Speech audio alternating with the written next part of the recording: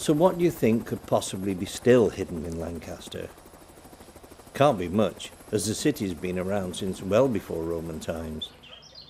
Well, the first hidden part is in fact Roman, dating from around 73 AD.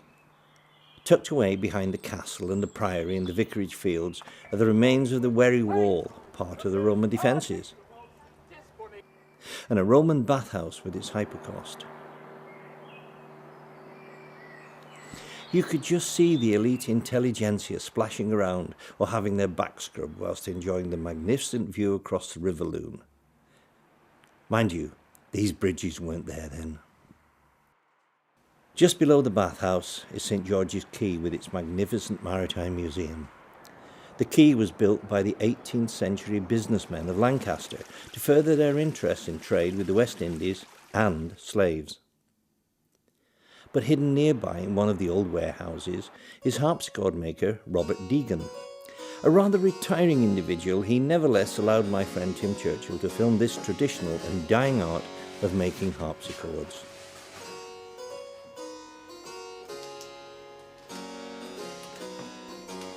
Not far away is another Lancaster gem. Going back to the early 19th century, perhaps the last surviving importer from the trading heyday of the city, Atkinson's. Importers of coffee and tea from all around the world, the shop is almost like a time capsule from 1837.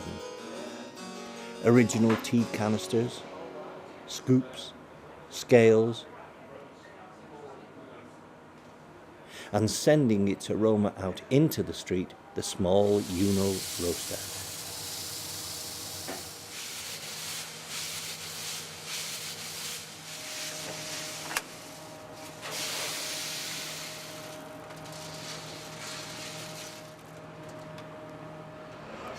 What with roasters and bags of coffee beans from Guatemala, Ethiopia, Brazil and at least 20 other countries, the atmosphere is richly described as heady. They have recently opened a cafe in the historic music room in Sun Square. Just a few doors up the street is the Judge's Lodgings, the oldest townhouse in Lancaster dating from 1590. Once the home of the keeper of Lancaster Castle and notorious witch hunter Thomas Cavell, it was from 1776 to 1975 the residence for the visiting assize court judges from the nearby Lancaster Castle. In its Regency Room settings can be found a display of world-famous Gillow furniture, a local company. But unusually, there's also a museum of childhood with toys from the 18th century to the present day. Talking of Gillows, being used as roof beams behind their old factory can be seen these wing spars, which were made in the factory for the wartime wooden fighter bomber, the Mosquito. Ashton Hall, and this magnificent 1909 organ, played here tonight by Colin Parsons.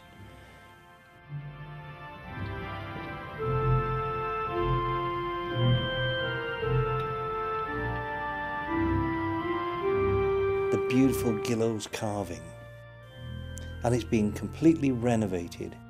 Around the back, which is normally hidden, you can see the bellows and the huge pipes, plus these smaller ones, which are about the size of a pencil. I mentioned the castle earlier, and that is famous for the Pendle witches. They were imprisoned here, supposedly in these cells. But recently it has been discovered that they were actually kept in this damp, hidden cell on the other side of the castle next to the castle's well. It didn't make much difference to the outcome though, because they left from John o' Gaunt's Gate and were marched up the hill to be hanged. Mind you, tradition has it that they were allowed to call in here, the Golden Lion pub, and enjoy their last pint of ale. Behind the modern day facade of the city centre are ancient hidden doorways, historical passages, and with intriguing names.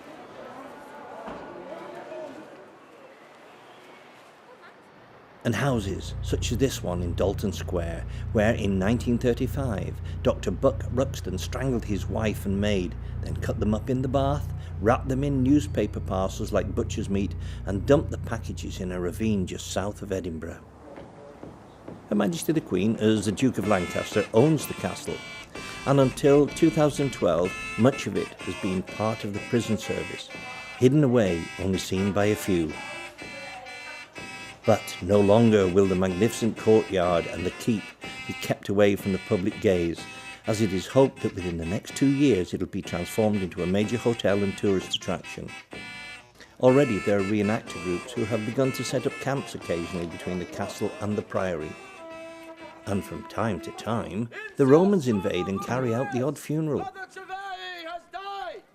In the days when Lancaster was a collection of villages such as Skirton, Bowerham and Golgotha, before Greenwich Mean Time, there were very few ways of getting the workers into the city on time, unless they could rely on a village church clock. Town halls came along and saw the development of the town hall clock. Lancaster was no exception. From the old town hall in Market Square, now the City Museum, to here in the new town hall in Dalton Square. This massive clock was installed, hidden away at the top of the building. Few people know that these beautiful and complex workings can be visited by ordinary members of the public. Warning though, don't do as I did when I filmed and go up at 12 noon. It nearly blew my eardrums away.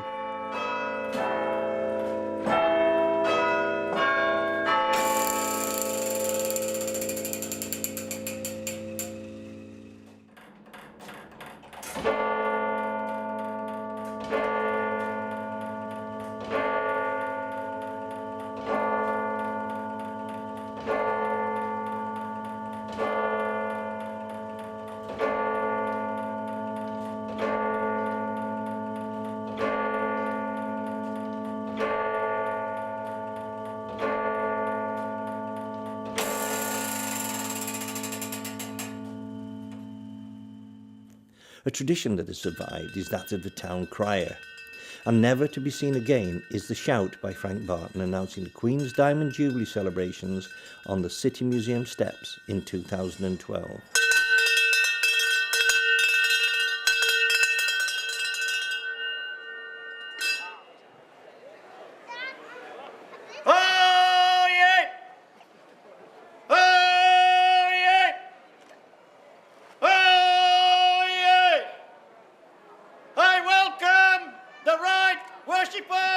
The Mayor of Lancaster, Councillor Sheila Denwood, and everyone here present to the opening of Lancaster Unlocked. This is to celebrate the Queen Jubilee year.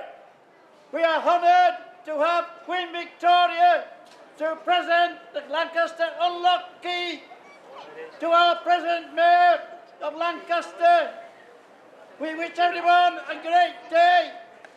God save the Queen, Duke of Lancaster. The town crier, a tradition of the past, yet still here today.